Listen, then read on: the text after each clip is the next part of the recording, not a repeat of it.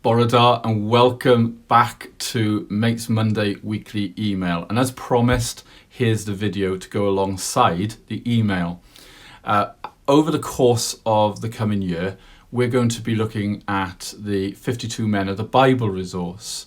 That's 52 weeks for 52 men from both the Old Testament and from the New Testament, each of whom has something to teach us about what it looks like to live as a follower of Jesus in the 21st century.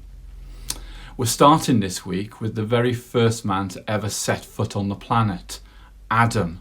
But before we go any further, maybe grab your Bible, turn to Genesis chapter 2 and 3 and read those two chapters. It'll help to give us a bit of context before we go any further in this video.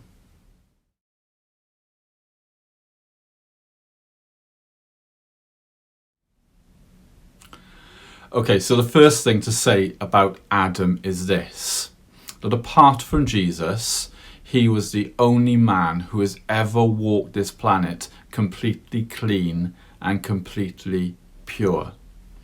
He wasn't born into sin like we are, and he didn't have to contend with the generations of layers of sin after sin after sin. You know, that generational stuff that we have to contend with. No, Adam was completely pure. And by that, I don't mean at skin level. It was at deep heart level. And we're not told a lot of detail about Adam. We're not told what he enjoyed doing in his spare time. We're not told how he relaxed. We're not told what his favourite food was. We're not told what his favourite animal was. We don't know anything about him apart from at the cool of every day he would meet up with the Lord, who would come and walk in the Garden of Eden. No, all we really know about Adam is that he was sin-free and he lived in paradise in deep intimacy with the Lord himself. And then we get to this moment, don't we, when he's standing before the tree of the knowledge of good and evil. It's his first major test, if you like. And when he's presented with a piece of fruit that probably looked sumptuous and really, really tasty.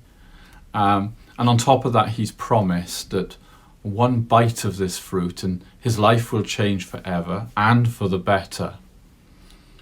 And we know then that he and Eve have the meal to end all meals. It was a cataclysmic mistake. The other thing I think worth noting at this moment is that if we scroll forward to chapter 5 in Genesis, we then understand that Adam lived to 930 years. So for the major part of his life, he had to look back on the moment when he had that first test, standing in front of the tree with the beautiful fruit in front of him, knowing what God had said, but actually choosing to eat it, not only because it looked good, but because of the promise he was presented at that moment in time. Now, we've all been in situations, haven't we, where we're presented with a choice and we make the wrong choice.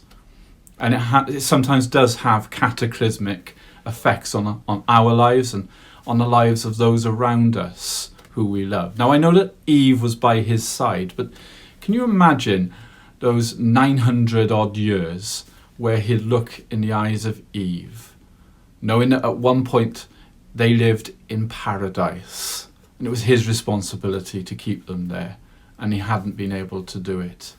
You could forgive Adam for living with guilt and regret. You could actually forgive him in some ways for that ruining the rest of his life. That's happened to many a good man along the way. But we don't get the impression that it does. Yes, Adam and Eve they are expelled from the Garden of Eden. They can no longer live in paradise, and we know the curses that came as a result of sin entering the world. We know that Adam's lot was to to dig and to plough the land, and it was going to be hard. It was going to be full of thistles and grit and stone, and it was going to cause him to sweat, and he was probably going to break a bone or two as he did it, and he's going to spill some blood over it. All of that stuff. But we get the impression that Adam didn't resort to long-term sulking like so many of us can. It seems as though he put his shoulder to the plough and he decided to make the best of what was now his lot.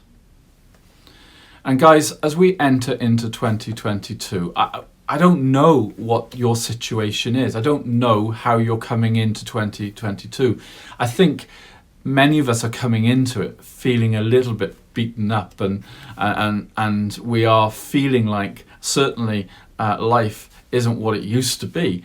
Some of that is out of our control, but some of it is in our control, and we've made decisions, and we haven't always made the right decisions. And maybe we feel like we have the right just to go off into a corner and just stay there and sulk for a bit. But you know what? God doesn't dwell on our failures. He never does. He doesn't always protect us from the consequences of our failures, of our bad choices. But what he does do is he draws alongside us and he offers us an opportunity to make the best of the situation, to put our shoulder down into the plough and really go for it. So during the course of this week, as you maybe think about Adam, I hope you do, and you maybe consider that he was at one point the ultimate man, probably a bit like a superhero. Probably had a ripped body, and he had an intellect which was probably borderline nuclear. All of that, he was the ultimate man, and he made a choice.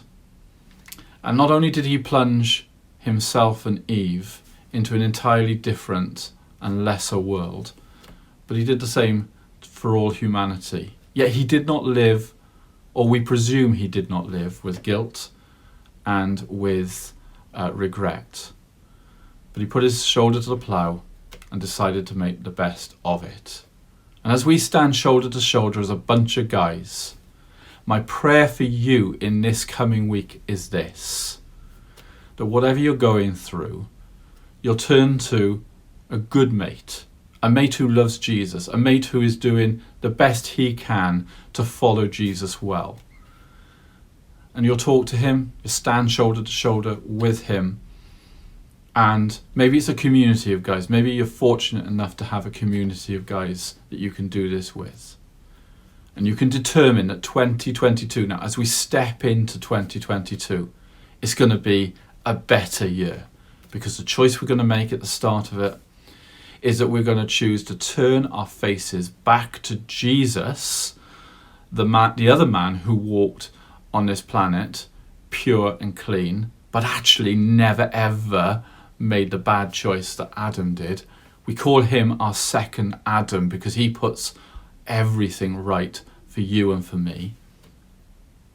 And as you do that, pledge to make 2022 the year when you become much more resilient in your faith. You go deeper into the Word, deeper into your relationship with Jesus, deeper into your relationship with the guys around you, with your friends and your family. And your faith becomes stronger. You become much more resilient. You become much more determined to trust God in the everyday decisions. To not listen to the voice that says, if you eat this piece of fruit, your life will be better than God is promising, because you know that that's not true. Adam, in the end, knew how untrue that really was. Let's make 2022 the year when we choose to trust God, resiliently keeping our focus on Jesus and making a difference in the lives of our families and our friends. Ultimately, in our own lives living with a clear conscience before God, because we've chosen and we've decided to do life His way. Please do, while you're here on YouTube, please do subscribe to the CVM Cymru channel. It really helps us. We'd love you to get updates on all our videos and our contributions here on YouTube. May you have a blessed week.